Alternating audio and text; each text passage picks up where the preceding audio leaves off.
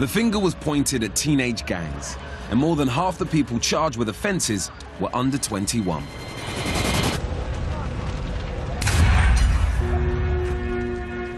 I'm Reggie Yates, and tonight I'm trying to find out what makes gang life the chosen path for thousands of teenagers in Britain's inner cities. But I'm starting off with some pretty firm views. I've long believed that everybody has choices in life, and that no one is forced to become a criminal just because they grow up poor. I grew up on a council estate in a house that for a long period of time was essentially living off of benefits. And I believe that your surroundings don't define who you are. I think it's you as an individual, how much work you're willing to put in, that determines how well you do. But I'm going to test my beliefs on a journey that will take me to some pretty dangerous places. Over the last 3 months, I've spent time with 4 young people who've all been right at the heart of gang life in Britain. It's not been easy for them, but they've allowed me an insight into their world. Aaron was a member of one of the most feared teen gangs in South London and served time in prison.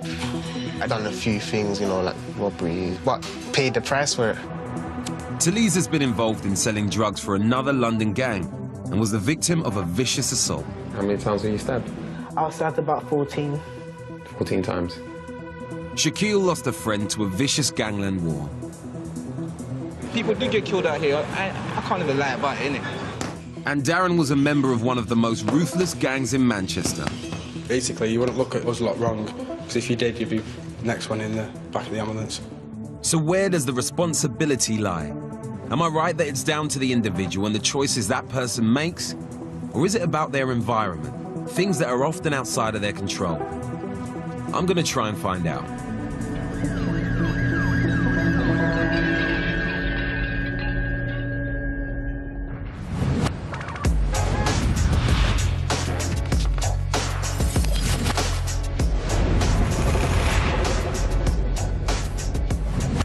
For 4 years, Aaron Roden was a member of one of the toughest gangs in Stockwell, South London. Now he's trying to put his energy to more constructive use. 5 days a week, he packs his sports kit and heads down to the local gym. But he misses the status and fast money that came with gang life. You can never get used to having no money, you know, but it's just something that has to be done sometimes. Obviously, it's depressing, but I just got to accept it, innit? Aaron served 9 months of a 2.5-year sentence for ABH, and since April, he's been out on licence. But he's finding it tough. I might not have the strong enough willpower to stay off the streets, you know, and then influences come in from elsewhere, and they will just come and overpower your willpower, you know. So you got to have the mind and the strength to want to do it for yourself.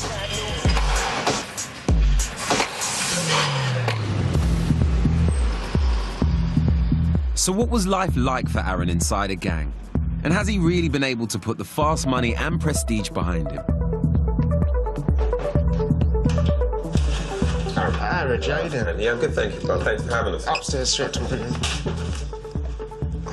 So this is the penthouse. Yeah, this is where it all goes down. Got loads of them. You got all your hats on your wall. They're like your prized possessions, would you say? Yeah, it is. My hats are memories. Okay. If you look at this on here. 031, what's that? I was just like a current gang at the time. What did you guys do? You know, get into beef, altercations, drugs, whatever it is.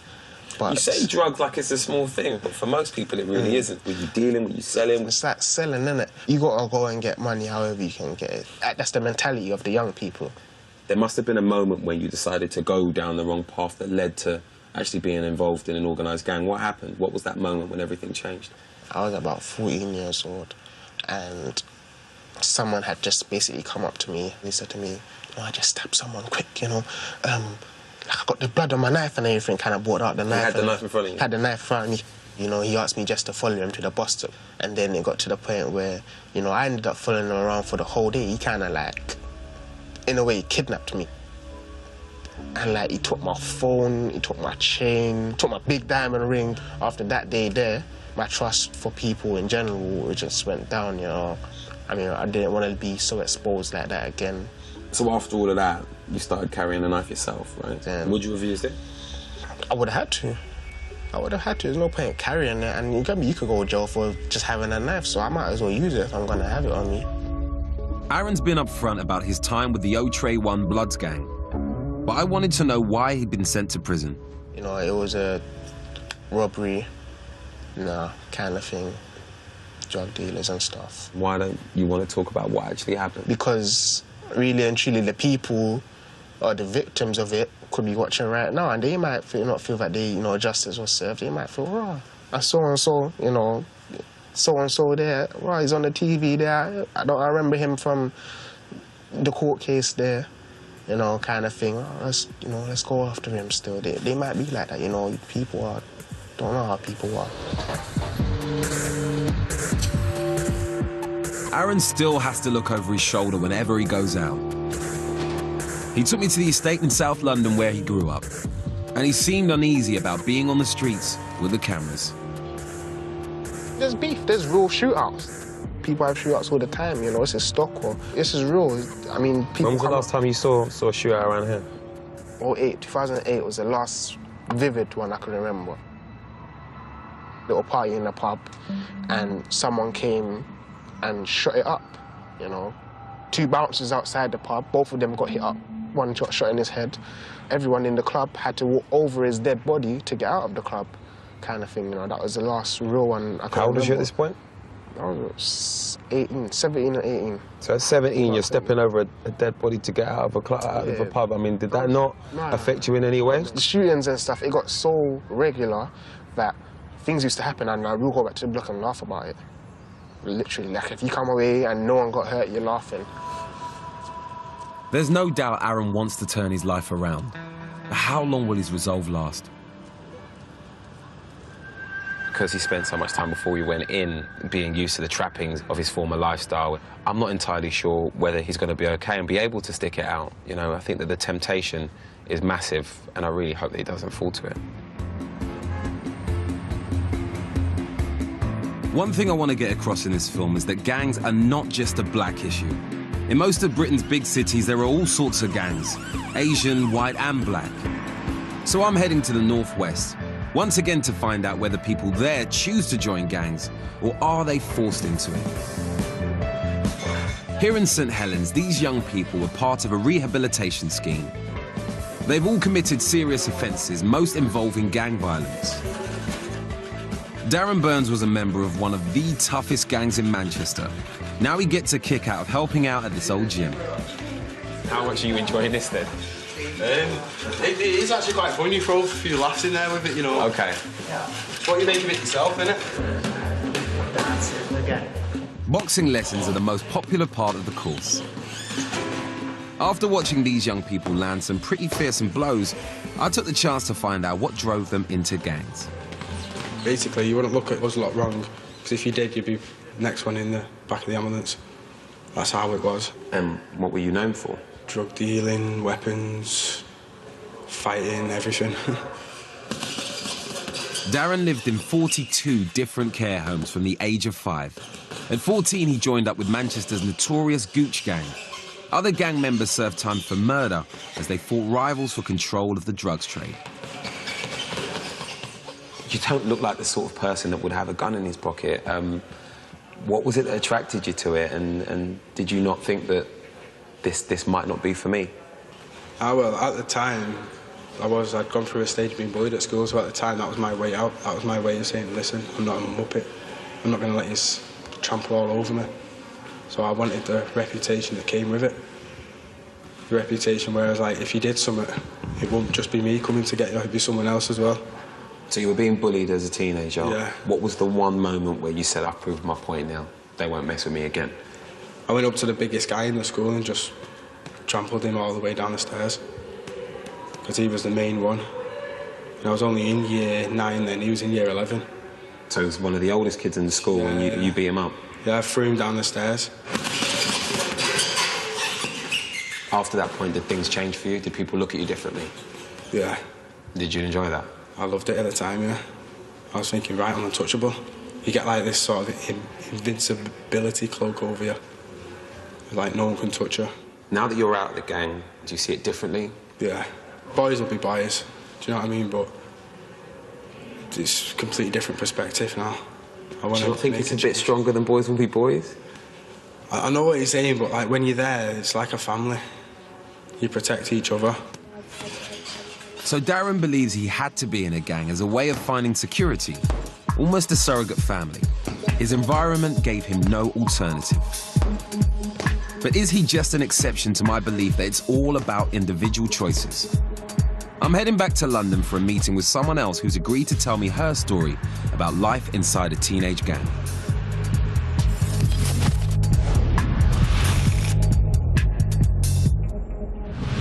Talisa Sakai was in a gang from her early teens.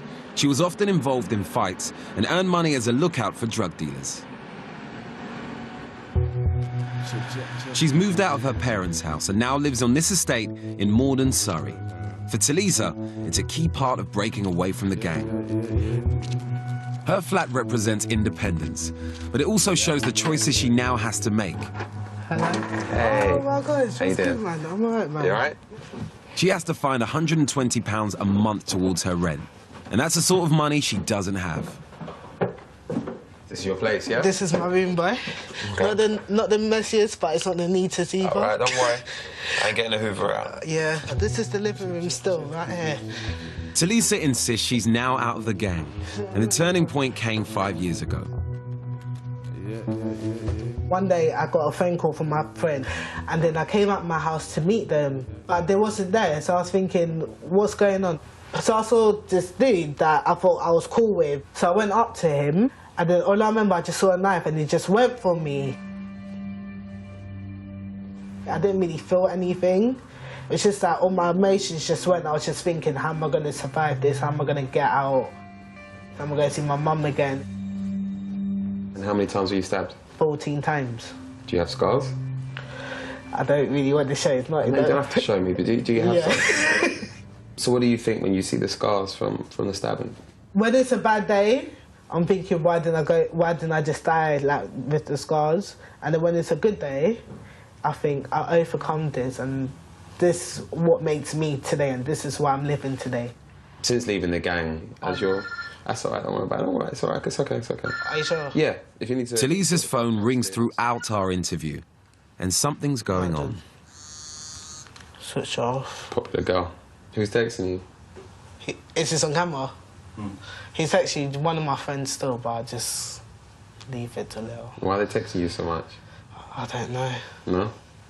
Okay. I've only known Talisa a few hours, but I can tell she knows more than she's letting on. What's going on? Nothing, it's just one of my friends, like, they're still on their grind, innit? They're still doing what they want to do, innit? But I understand what you mean, but for the people that don't, can you explain what you mean by on their grind? they're still hustling, basically, to live, like, a nice life, to live, like, a decent life. Everyone deserves What they things. hustling how? Like, just showing stuff. Selling drugs? Yeah. And why are they calling you? Because they want me to get one of my friends to get it off them, but I don't want to do it. I don't want to do that. She says she doesn't want to be involved, but explains some people believe they're entitled to a better lifestyle, even if it is funded by selling drugs. Yeah. Has she been here? Talisa switches her phone off, but when she turns it back on, it starts up again. I actually... Oh, my God. You just turned it back on again? Yeah. Okay. I don't want to answer until you try to come here. Come answer your phone. You sure? Now, there's a knock on the door. Who's that? Yeah, boy. Stay here. Shall I answer it? Yeah.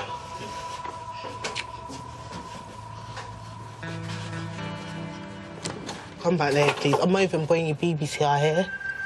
BBC. Come back later, please. I'm on the mic. Look. Yeah? Window, innit? To be finished like an hour. It felt obvious that Talisa's friend would be coming back once we'd gone. But that wasn't quite what she told us. What happened? I just told him to go. What did he come here for? Just to talk to him, but I told him to go. Is there a temptation there to get involved?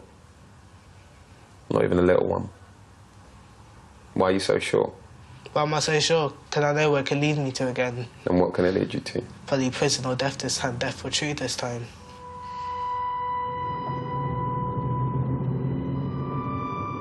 You see, I like Talisa, but despite her good intentions, I'm worried that she might be letting her environment get on top of her. I want to say that she's being a better person and moving on, but the fact that her phone continuously rings and randomly you've got a guy turning up out of the blue, knocking on her front door, trying to get her to sell drugs for him, says to me in her mind she wants to move on and thinks that she is, but I'm not sure if that's actually what's really going on.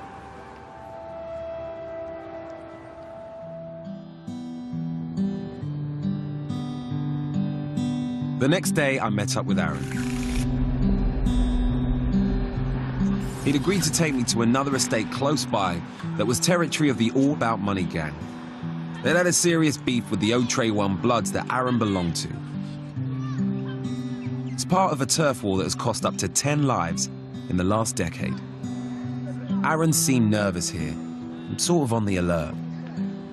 A couple of years ago, you know, just come and meet around there for football, just chill around there in the little park. Yeah.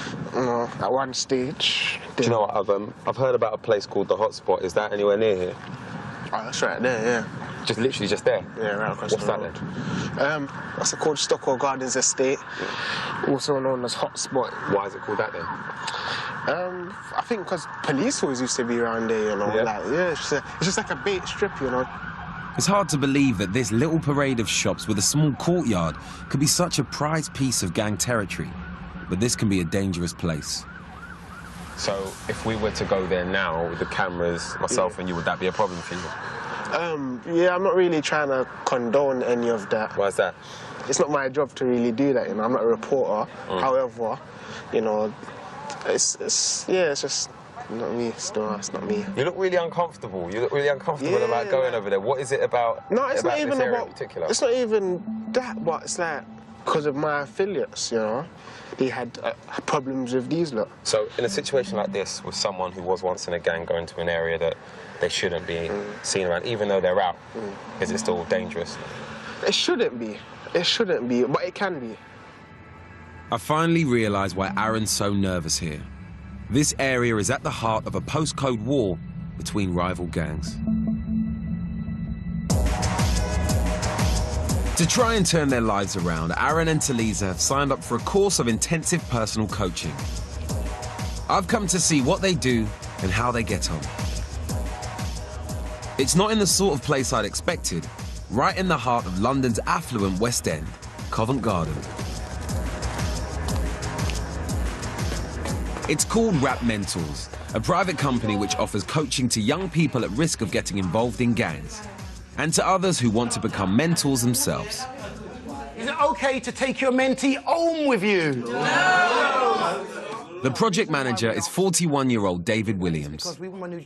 He spent time in prison 20 years ago, but now wants to help other young people avoid a life of crime. Is it okay to share a spliff with your mentee? He knows that it will be a hard road for Aaron and Talisa. There will always be struggles because, you know, they're living in the same environment, they're in the same community, they know the same friends, and the peer pressure is very, very great. David believes that outside forces can be strong. Did anyone do any of that homework? At the group discussion, Aaron explains why he resisted the temptation to take part in the London riots. Even though I felt like I was missing out on the opportunity, I wanted to be a part of history. His decision not to join in the looting suggests he's already moving forward. Just keep myself still, and obviously I'm on licence as well, so I don't want to go out there and get remanded straight away and have to do my licence plus extra charges. That's, you know what I'm saying? But Talisa still has problems. Sometimes it's not the person, you know, that messes up. It's the friends around you because they're jealous of you if you're doing better than them or whatever. So sometimes it's people as well, and wrong people. Only a few days ago, she was involved in a row on the street with another girl in which a mobile phone and money went missing. You've got used to bad habits. She's still angry, and it quickly becomes clear that things haven't been resolved. Come in, come in, come in, come in, come in. We're going to put you in the groups, come in. Julie, the girl from the phone row, walks into the class, face to face with Talisa. Okay. Try as she might, it seems Talisa can't escape trouble. Sorry? Oh, seriously, man, you're lucky I didn't knock you out now. Come on then. Fat bitch. No. How hard to get out of the class? That's what I'm not going. Still coming in harmonized. Okay, go in the Tell her to kitchen. get out. She's taking my tables Go in the back. kitchen. Go in the Everyone else tries to act as peacekeeper. So we need to find out if Talisa's all right and what's been going on, but it seems like what's going on outside of trying to better herself has come back and bitter in the lessons. How mad is that? I talked to both Talisa and Julie to try and get to the bottom of what happened. Basically, me and my brother was at Leighton Midland Station, yeah. Then all of a sudden, somebody came up to us, sprayed me in my eye, like, with a Georgian spray, yeah. I wasn't there, I like Angel, I wasn't there when all this, she gave this sister the money. They was telling me what happened. It's a complicated story, to say the least of it. And even when I've heard both sides, I'm not much the wiser. I don't want to be seen like a snitch, but come on, she can't do this to me. She robbed me. This may seem petty and juvenile, but it's clear that passions are running high. And if they'd run into each other on the street, it could have blown up into something much more serious. Eventually, they make up. For now. Thank you very much, all right? The afternoon has been an eye-opener. I've learned that however much you want to change, things from the world outside can come and trip you up. I've also learned how different Aaron and Talisa are. They're both trying to turn over a new leaf, and Aaron, it seems, is well on his way, whereas Talisa was distracted right in front of us. And the old Talisa was brought back out to play. So how well they do and how much they progress, well, hopefully we'll find out. And hopefully it'll be positive. We shall see, I guess. So far, it's been an education. The more I see, the more I understand that the reasons people are drawn into gang life are complex and often very different. I'm heading back to the hotspot, the home of the All About Money gang where I'd been with Aaron. And tonight, David Williams from the Covent Garden Project is taking me there. I'm going to take this right here. He's trying to find gang members willing to talk to me. The hotspot is dangerous, even when it isn't dark. The police always keep an eye on it, and tonight it looks like things may have kicked off already. We're getting some on their way down there now. And I'm not even joking. I'm serious about them going straight down there, and that's not a joke. I'm telling you. They're most likely going there in that area, you know. Okay. And what are those issues then? Street robberies, gang culture.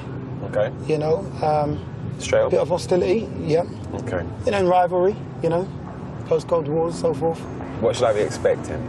You might meet a few angry people out there, to be honest with you. When you say angry, what do you mean by that exactly? Think of the riots, for instance. People are still angry. People are angry. Young people are angry. They want to be heard.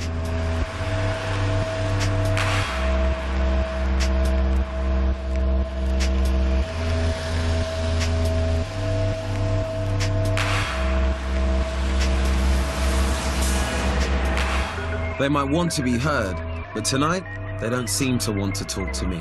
You want to talk to us for a while? No?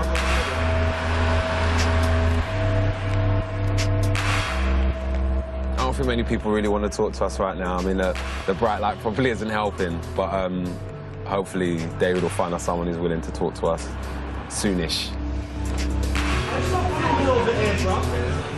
It looked like it was going to be a frustrating visit, but at least I was beginning to understand why people wouldn't talk.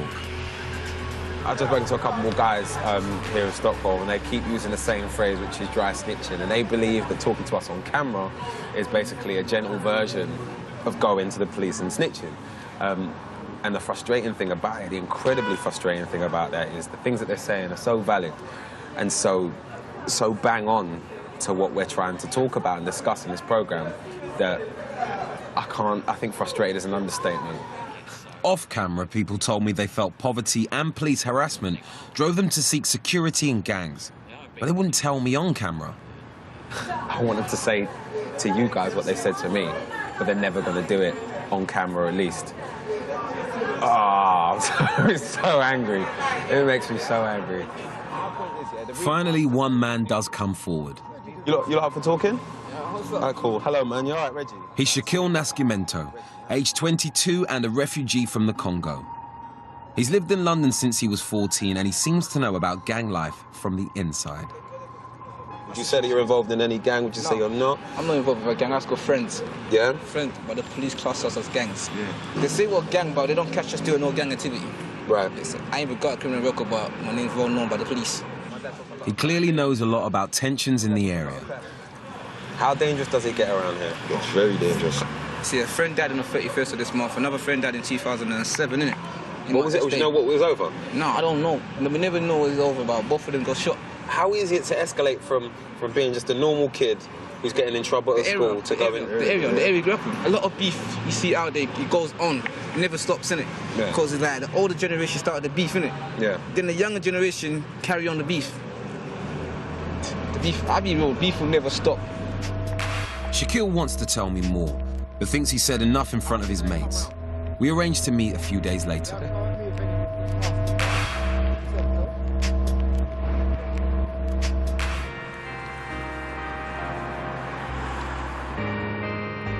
London is just one of the many places where teenage gangs have caused big problems.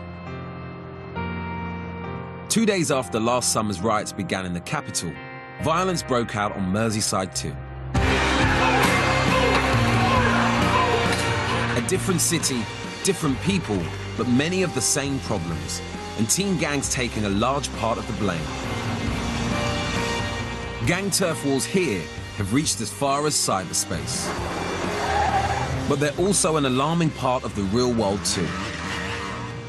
I'm heading for the place that became the focus of the battle between the rival Nogger Dogs gang from Norris Green and the Crocky crew from neighbouring Croxteth.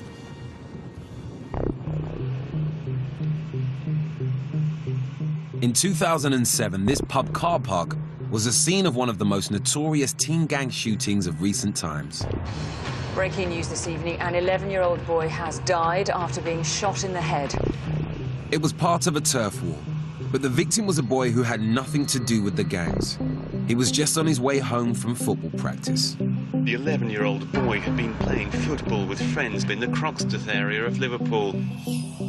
Reece Jones was killed by a bullet which had ricocheted off a wall and hit him in the back. The gun was fired by 16-year-old Sean Mercer. He'd intended to shoot a rival from Norris Green to earn his spurs. The boys who played football with Reece Jones are now age 15. This is their team, Fir Tree FC. I went to watch one of their weekly practice sessions, supervised by coach Steve Gagan. Give us 10, boys. Although the dreadful night of Reece's murder was over 4 years ago, it still has very painful memories. I remember it like it was yesterday, actually. I never heard nothing. I never heard any gunshots. I don't know why. Everyone else in the area heard them. I shouted to me dad that, oh, Reece is on the floor over there, what's happened? Just before I got there, a girl got there and she was screaming, he's been shot. And nothing registered. He was bleeding quite a lot, and then I just remember I just started crying, really. Just numbness, and I felt my whole body shaking. It was just not, I didn't know what to do. I knew, you know, I knew Reece had no chance. On your toes now. Fir Tree FC hosts an annual tournament in honour of Reece, and teams from all over the country come to compete for the Reece Jones Cup. That's a great ball, well played. But even on the football pitch, there are reminders that gang violence is only just below the surface. Some teams are causing us some problems. One team actually said they were going to come back and shoot us, and by what's happened to our team, we don't take threats like that lightly. Why did they want to shoot you guys? A bad tackle went in. Then their team got quite aggressive. So what goes through your head when you think something as small as a tackle can cause a shooting? Like a bad tackle, they're obviously going to go in football. You just the heat of the moment in the game and stuff. But to say they're going to shoot someone because of a bad tackle, I found that quite disturbing. So, a decent bunch of lads who want nothing more than to enjoy their football can be threatened so casually. I was learning that you can get drawn into street violence, whether you want to be or not. It seems like sometimes you don't even have a choice.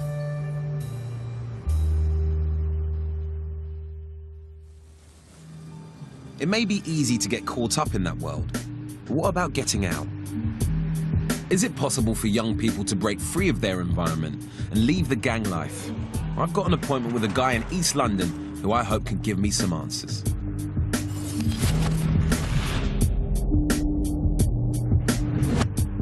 Sheldon Thomas runs a project in Stratford to counsel and rehabilitate gang members. It's called TAG, Target Against Gangs. They use their strong Christian beliefs to try and convince young people that there is a way out. What we've done is to get the main players in these particular gangs and get them to change the guys in the gangs. So we've got a philosophy of each one teach one, reach one. Today they are reaching out to a mother on this estate. Her 15-year-old son has become heavily involved in crime, and she's worried. Both Sheldon and his assistant Gavin McKenna are ex-gang members themselves, so they know the score. But they're not the only visitors today. Must probably come to nick one of them. This is what happens all the time, you know what I mean? The 15-year-old has disappeared. You've come to, what, arrest him? Was he done breach? No, it's a bit more serious than that. I thought so. He needs to be arrested for an arson, basically. It was not him, it was Mr. He needs to be interviewed about it, nonetheless, so... But I discover there's more to the case. Last night, this house was visited by a gang who shut up the windows and front door. It's a message for the 15-year-old, and his family is living with the fallout. People think, this don't happen every day. It happens every day. No one wants to really do nothing because we're sitting in there talking to a mother and a father. And look how distraught the mum was. Yeah. I have to live here. The son that's caused the trouble was never here. Sheldon's one of the people the government speaks to about gangs. He's even had a meeting with David Cameron. Today, I'm watching him in action. Hello, Sheldon.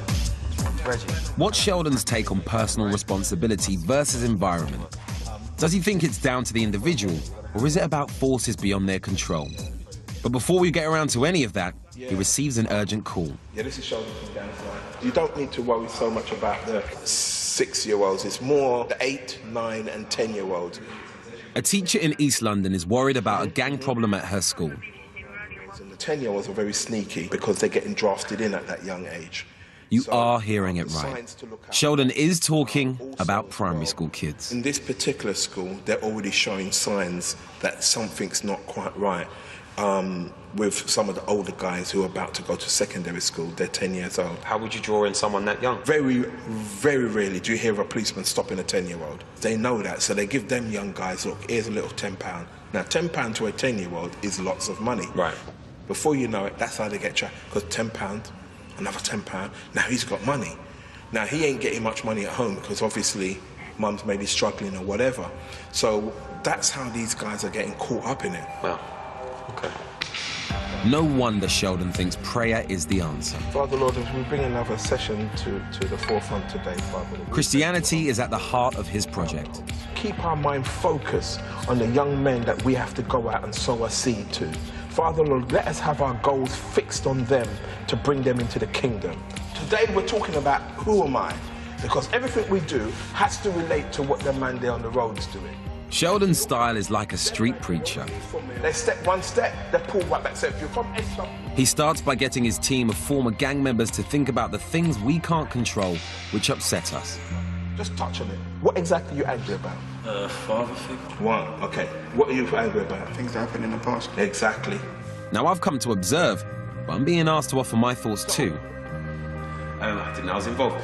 I guess frustrations, various frustrations. Various. Sheldon demonstrates how these outside issues can weigh us down. This is what they're carrying with them at all times. This is them. But he believes we have to accept the hand we've been dealt and move on, rather than letting outside frustrations hold us back. I don't have to get up in the morning and be angry at something I can't do nothing about. What we can do something about, watch this, is about us. It's a persuasive message.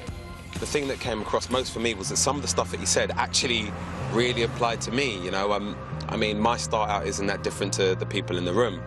And hearing what Sheldon has to say sort of rung true with me in some places. We pray, Father Lord, for divine intervention today. Although I'd experienced some of the frustrations I'd heard here tonight, I didn't join a street gang, whereas they did. And should I take credit for that? Or had I just been lucky? I left with more questions than answers.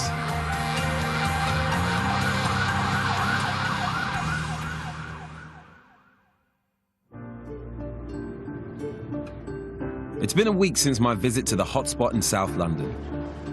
Remember I'd arranged to come together with Shaquille, the guy from the Congo? The only one who would talk on camera. Well, he's been in touch and agreed where to meet. Not at the hotspot, but at a cafe in West London where no one will recognise him. Hello, love you. Can I grab a tea, please? I'm hoping that away from the hotspot, he'll open up further about whether or not he'd had a proper choice about getting involved in gang life. After an hour, I was wondering whether he would come at all. When he finally turns up, there's an explanation. The arrival of his new baby. Shaquille. Hello, man. How you doing? You all right? Yeah. Good to see you, bro. You okay? It's fine, thanks. You look tired, man. You all right? Yeah, man. The baby was born like last week Wednesday, and, you know, crying a lot, keeping me up awake all day long, like while the mother's sleeping, I had to look after the baby. Was you in the room when the baby was born? No, that's the problem. Still, social service involved. Like, they were trying to keep me away from my own kid, kind of thing. Social services were involved? Yeah. The family never likes me. They don't like me, because I ain't gonna lie to you. From the 9 months when the girl was pregnant, I wasn't really there for the girl because I was kind of shocked. Do you think this problem may have come from your reputation or what you do, or what you're known for? It's anger. It's anger, proper anger. I don't know how to say things. Thank you. I don't know how to say things. That's my problem. Yeah. And I find it so hard to apologize sometimes. I don't know what it is. Yeah. I find it hard to say sorry sometimes. Shaquille's begun to open up, but I want to push him further. He may live near the hotspot in Stockwell, but don't he and his friends have a choice about getting involved in gangs? Tell me about the T-shirt you wore in today. My friend Sadiq Adivi, the person that got killed in Stockwell. Yeah. This year. And he was shot. How many times? I think he got shot like 7 times. Not far from the hotspot. Yeah, exactly. It is hotspot. But there was nothing bad to say about him. He was a good kid. Proper good. Do you think it was mistaken identity? 100%. Right. 100%. Oh, most people just killed him because they're from my area. Yeah. See, that's the way I see it, because my area got a lot of problems with other people, innit? But Shaquille's gang hadn't just been victims of violence. They were behind some of it too. So what sort of stuff did you do then? Crazy stuff, like, you know. Like what? Things I don't want to see on TV, because it's like... These violent things? Yeah, a lot of violent things in my past. See it, but I never ever killed anyone though. See it, I don't know. Personally, I ain't never proud killed of it? I'm proud I ain't killed no one. Are you proud of what you did? Some things I am, some things I'm not. So what exactly is your view on gangs? Why do you think there's so many in this city right now? I don't know, some people join gangs for the wrong reason, I think. People join gangs for girls, money, respect. What's the right reason? There's no right reason to join a gang. I told no one to join a gang, because all this gang life is just long. It's not worth it. At the end of the day, you gotta die or go to jail, innit? Shaquille had to leave. I appreciated how honest he'd been with me. Look after yourself, all right? But I was left wondering how he would manage away from his estate. Could someone who'd been so deeply involved in gangs ever really find a way out? Having a daughter now means that he's definitely got a reason to turn a corner, and I hope that he'll do it. But with the level that he was in before and the fact that he's been through so much, the question is, can he actually do that, you know? I'm heading back to the other side of London to see Talisa. She's another one who's found it hard to escape the world of gangs. She's trying, but is she succeeding? Tonight I've been invited for dinner with Talisa and her mum, Juliet. The family has had its fair share of problems, as I was about to find out. Hey, how you doing? Nice. Yeah, good, thank you. I can smell dinner. First, I wanted to try and talk to Talisa's mum on her own. On the menu was a Ghanaian speciality. Hey, Juliet, can I pop in? Come in, Reggie. How's it going? Lovely. Nice. Lovely. Can you smell the food? It does smell good. Jollof, yeah? Yes, jollof. Wonderful. Jollof is lovely. The bombshell for Juliet was discovering that Talisa was taking drugs. I had no idea she was even smoking cannabis. So she came back from school one day, and I happened to be searching through her bags just by chance, and there was a card in there that said, "Girl, lay off the weed." I thought, what's the weed? You know, it never occurred to me that none of my family ever smoked, so I didn't even know what was meant by weed. She described one of her lowest points being the point when she was actually stabbed. After that happened, did you fear for your daughter's life? I went into a state of shock. I allowed my daughter to sort of go away from me so far as to get into gangs and to be stabbed as well. You know, it just showed me where everything was going, and I had to take a deep breath and stop. Do you feel that she's 100% away from the person she was? I'd say 78%. So what about the remaining percent? What is it that's keeping her? Because she's not completely open to me, but I've developed a sixth sense about her. And I can tell when she's telling the truth, I can tell when she's not telling the truth. Juliet was clearly doing her best, but I wanted to know how family life had affected Talisa. Her mum and dad were divorced, but now live separate lives under the same roof. Over dinner, it didn't take long for the issue of her parents' relationship to emerge. I mean, knowing that you're close and you've got a relationship, how do you feel about knowing that what you did in the past hurt your mother so much and damaged your relationship with her? Well, it's more complicated to say, but I didn't intentionally mean to hurt her, but then through my child life, my mum and dad never got along, and my brother's more close to my mum, and it's like, and I was more close to my dad, it's like I didn't have to fight attention. Yeah. But I know my mum cared about me, but because my mum and dad always used to argue, it confused me about who to like and who not to trust and who to love and who not. So when my dad left, I thought my rocks left, because my dad was like the person I loved the most in the world. So when he left, it just broke my heart and my world just went to an end. For the first time, I feel we're getting to the heart of Talisa's problem. In her eyes, everything came down to her mum and dad's separation. How did you feel about your mother at the time? I didn't hate her, but I just didn't understand why it couldn't work out. I was 10 when my dad left, so I was still at that age. It was just really about me trying to find myself and trying to scream out for attention. She knew she had to get away from me, because I seemed to be the perpetrator of her unhappiness, because her father had to leave this house.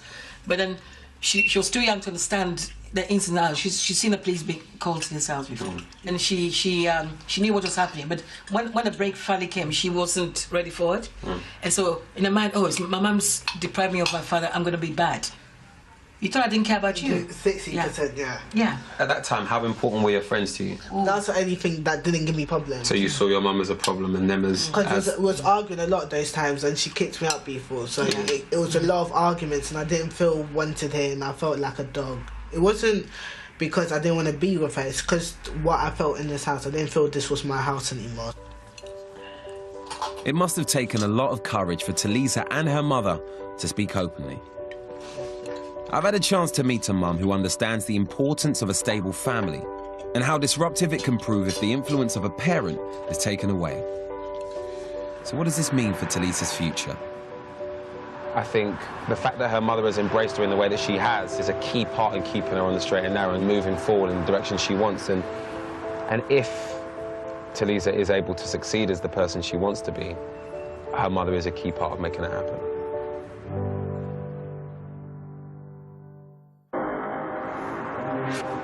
Back in the northwest, there's someone else I want to see. He lives on this estate in Skelmersdale, 15 miles outside of Liverpool. He's the writer and lead rapper on this video. The song warns about the dangers of carrying knives. JJ. Oh, yeah. Nice to see you, mate. Nice to meet you, brother. You all right? Yeah, good. JJ Hunter was once a member of a gang that terrorized this estate. Now he's going straight. He's got strong views on what drives young people into gang crime. One word: money. People who were driving cars that are worth 50 grand and moving away into big houses, you know, so they start seeing what they're earning and what they're doing, and then they want to progress with that, don't they? So I think that's where it starts, to be honest with you. Seeing people with a lot of money and a lot of respect, and then you want to aim for that as a child, like, you don't know no different, really. So when you were younger, you saw the gang lifestyle as being glamorous? Yeah, to be honest with you, yeah. It's stupid to say at this age now, but at the time, definitely, yeah. I've been bouncing from one side to the other in terms of how I look at how young people get involved in gangs. Yeah. And some people say it's environment, some people say it's attitudes, and I came into this believing it's just about the person as the individual. Yeah. What do you believe is the real reason for young people getting involved? I wouldn't say the person. That's just my perspective. I'd say the environment and the family members, to be honest with you. Like I said, if you're living in an environment where there's not much going on and you're seeing people doing more than what you are and making a lot more money, I think that entices you a little, doesn't it? And that's part of your environment, not yourself, isn't it?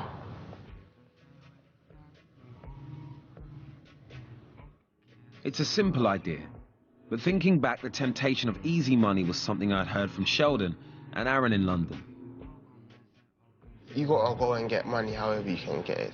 That's the mentality of the young people. With £10, another £10, now he's got money. Then there was the gang in Stockwell, the All About Money gang. Maybe money really is what it's all about for many kids in teenage gangs. And what did Talisa say to me? They used to sell drugs. I didn't really care as long as I got the money. As a teenager, I too was faced with the temptation of earning fast money. But I was also lucky to be given opportunities in the TV world. So, personal responsibility versus environment. What do I think now? I came into this journey believing that it's all about the individual and about a person believing that they can essentially take their environment, ignore it and move forward regardless of what's happening in their own lives. But off the back of spending some time out here in the Northwest, I think my mind's starting to change a little bit. I'm a very proud and stubborn person. I don't like to be proved wrong, but I definitely believe environment is a massive part of how well a young person can do and whether a person gets pulled into drugs, gangs, criminality or not.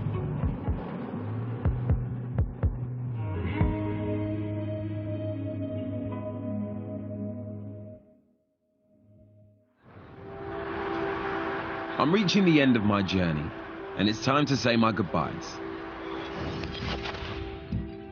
Back in London, Shaquille had told us he was on a decorating course at this college in Greenwich, but he's gone off the radar again. I was hoping this would be the best place to pay him a last visit. I think Shaquille seems to be a guy who understands what this opportunity actually represents, and yeah, hopefully today we'll see him embrace that. Hello. Hello, Benita. Hi, hello. Reg. Benita Ager runs the college, and she was happy to show me around. They're here from 9 in the morning till 3:30. They specialize in offering opportunities to young people from deprived backgrounds. Just right for Shaquille. It was a place that could give him hope and an honest future. So where was he? He was really excited to be on the course. We brought him on. He only attended for a couple of days. He did his induction. Hang on a second, he only attended for a couple of days? Yeah. So is he not here today? He's not here anymore. He's off the course now. Why is he off the course? Because he just didn't attend. We've rang him. He said he was ill one day. Then he said he'd definitely be in the next day. And then the third time we rang, he switched his phone and we rang him an extra 4 times. We couldn't just get hold of him.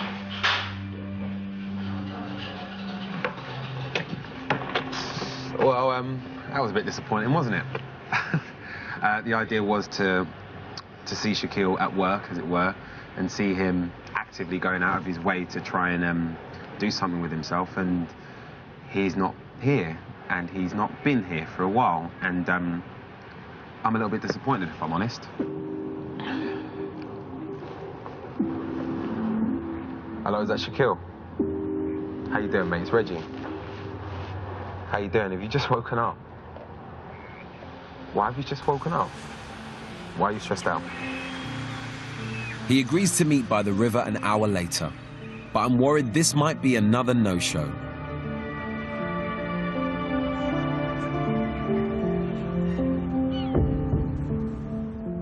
When he turns up, he looks like a man who really doesn't want to be here.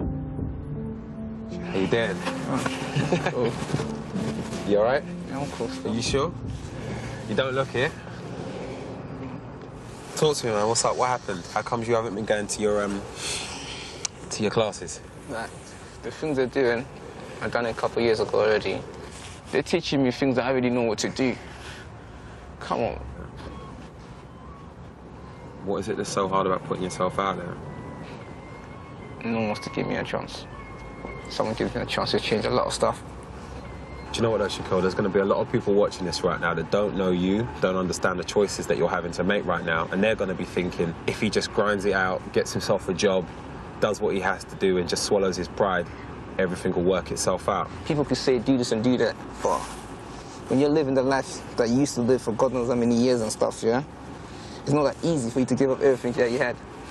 The only way that I know how to make money is the way that I always make money, and that's not a good way. But I don't know what to do right now, and I'm just stuck, I'll be real with you. Well, you say you're being real. Have you stepped back into that world, or are you No, that's what at I'm the trying to tell you. crossroads? That's what I'm trying to tell you. I've been away for a couple of weeks, yeah? I'm just doing a lot of thinking. The last thing I want to see you do is go down the road that you don't want to go down, but it feels like everything is pushing you in that direction. Realistically, where are you going to end up in 2 years, bro? I'll tell you the truth, I don't know, but I don't want to end up dead or prison. And I don't want you to go the wrong way, brother, but, you know, this might actually be the last time that I speak to you, and I don't want to walk away thinking that you're going to go in the wrong direction. What do you think is going to happen with you? I'll make a promise with you, yeah? I'll try my best not to go back to that way again.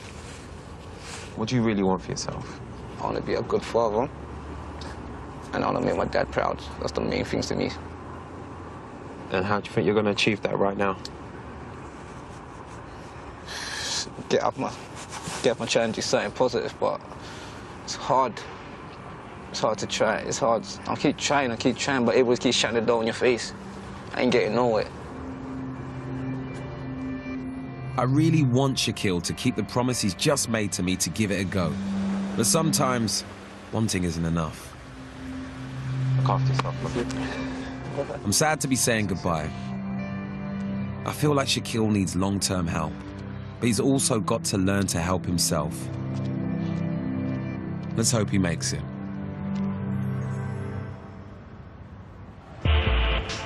Back at the project in Covent Garden, one person at least is trying to make the best of his opportunities. Not only is Aaron becoming a success as a mentor, but they've also given him a job. 3 days a week, he earns £8 an hour doing admin, but it's less than what he would earn in a street gang. It tempts me every day. I see it every day. It's part of my environment, that's all I see, but it's a conscious decision I gotta make as to, you know, where I see myself, my family, my friends, the people what gave me opportunities now. You know, I can't let everyone down like that. And what about Taliza? How is she coping with life away from her gang? Is she strong enough to do the right thing and resist the lure of easy money through drugs? I want to help, but I know it's up to her. I said we'd go shopping to see if she's managing to budget for herself, but when we meet, she says she's just had to pay £200 in rent arrears. So I lend her 20 quid. I've got to ask you, if we hadn't helped you out today, how would you have paid for your shopping, or would there even have been any shopping today? There would have been no shopping, not gonna lie to you. No? No. What do you do in situations like that then? Like, you just go to your friends, depend on your friends. That is actually expensive. So with the money that you're living off now from benefits, where is all that money going? Be honest with me here? Yeah. Are you smoking any of that money? Not as much as before, a little bit, yeah, but not as much as before. So what would happen if you stopped smoking? Do you not think that you'd have more money? You save the money. Even now, I haven't smoked for like 3-4 days and I feel fine. It's just when I get the money, it's a bit tempting, but... I hate to sound like an annoying art teacher or something, but in the next 12 months, you're going to need to focus and not be drawn back in. But from what you're saying, there's a good chance you will be drawn back in. I won't, I promise. Well, tell me something that will make me believe that you won't be drawn back in. If I went back, I'd be a bigger fool than I am now. And the way I'm feeling like a fool, I don't like that feeling. I'm not saying never say never, but I know this is not going to happen. You just got to trust me on this one, Medj. Trust me.